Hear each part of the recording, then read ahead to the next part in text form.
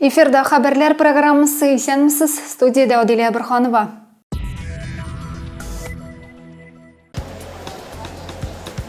Махсус хәрби операцияда халак булган Михаил Музыченко яшәгән йортта мемориаль такта ачылды.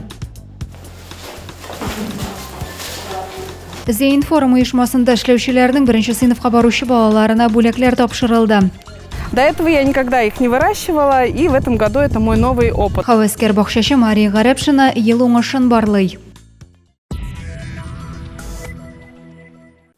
Махсус хәрби операция вакытында хәрби бурычын үтәгәндә халак булган егетләр истәлегенә бүген Зәйдә мемориаль такталар ачылды. Алар кеше сержантлар Михаил Музыченко белән Алексей Агашкин һәм өлкән прапорщик Василий Каплин. Мөһим вакыйга Россия флагы көнендә узуы белән дә әһәмиятле. Истәлек билгесе ачылу чарасыннан безнең репортаж. Җиңү проспектының 1-0 йортында махсус хәрби операцияда халак булган Михаил Музыченко истәлегенә мемориаль такта ачылды. Ул 10 мартта Донецк Халык Республикасы территориясендә геройларча халак була. Ачылыш чарасына район җитәкчелеге хәрбинең әнисе бер туган апасы якыннары чакырылган. Наши парни погибли ради мирного неба, для наших детей, внуков, ради родной страны.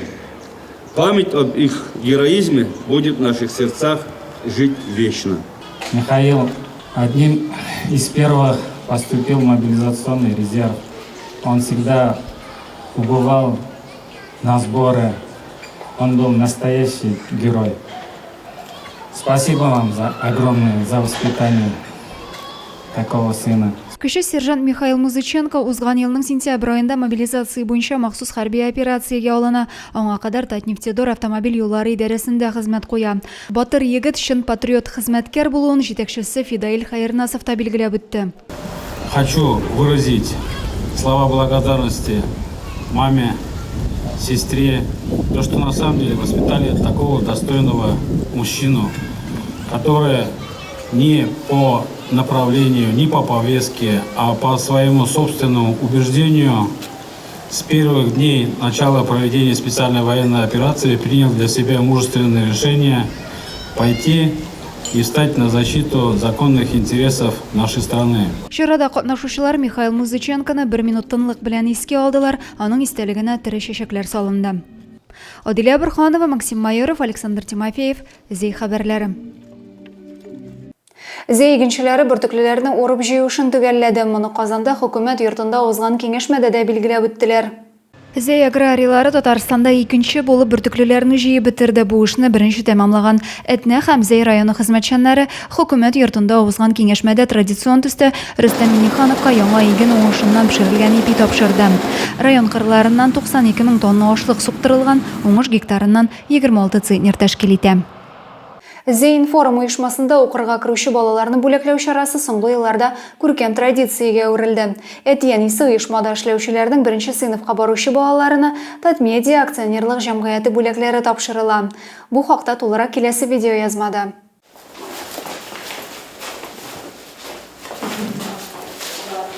Зейн форум оешмасы җитәкчесе Александр Исаков хезмәткәрләрнең беренче сыйныфка баручы балаларына бүләкләр тапшыра.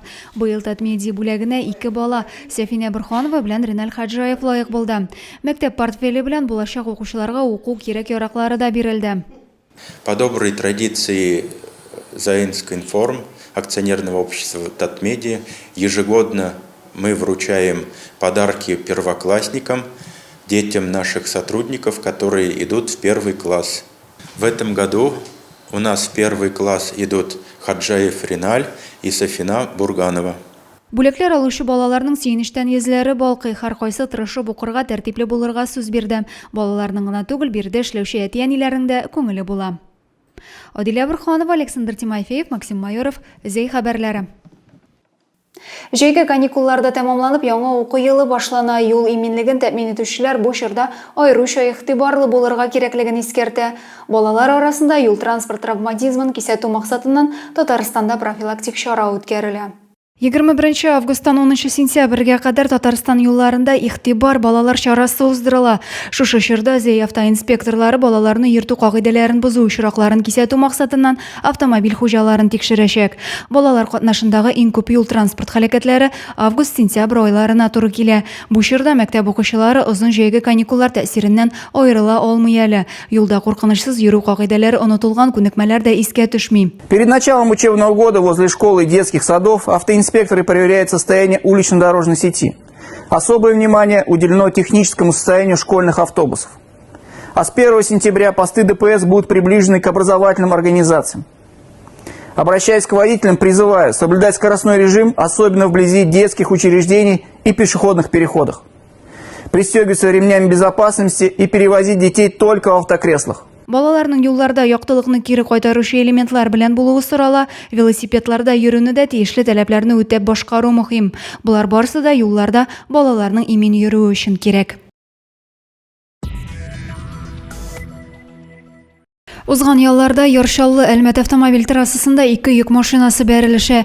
Бердәм диспетчерлык хезмәтенә юл һәлакәте хакында 19 август көндезге 10 сәгать 30 минутта хәбәр ителә. Бәрелеше нәтиҗәсендә бер машина юл кырыена төшеп китә. Һәлакәт тиешле аралыкны сакламау сәбәпле килеп чыккан дип фаразлана. Бер машина йөртүче төрле тән җәрәхәтләре белән дәваханәгә озатыла. Җәйнең санаулы көннәре калып бара, тик бакчачылар өчен һаман эшнең бетәсе юк.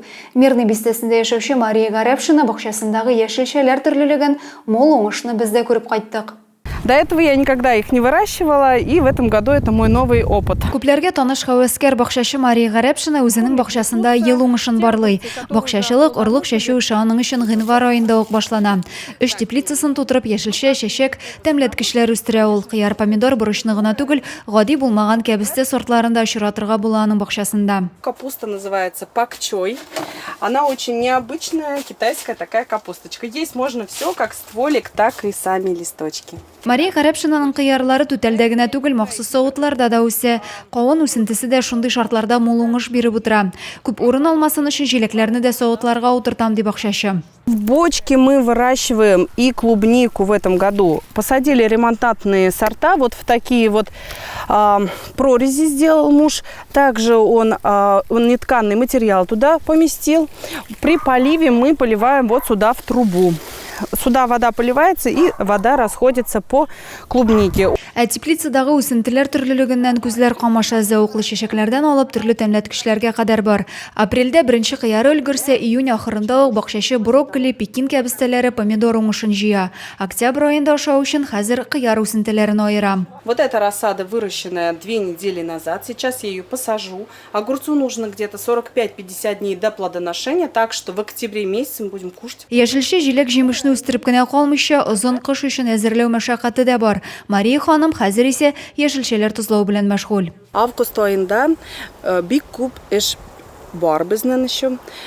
Без хәзер яшелчәләр җыябыз, закаткалар ясыйбыз, бик күп кыярлар, помидорлар тозлыйбыз. Мария Гарәпшинадан башка бакчачылар да киңәш сорый. Социаль челтәрдә махсус бите дә бар. Белемнәре башкаларга яхшы уңыш алырга ярдәм итсә, сөенә генә ул.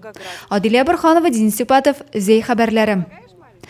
Сишәмбе чыгарылышын шуның белән төгәллибез. Ә мин сезнең белән сау булашам, исән сау булыгыз.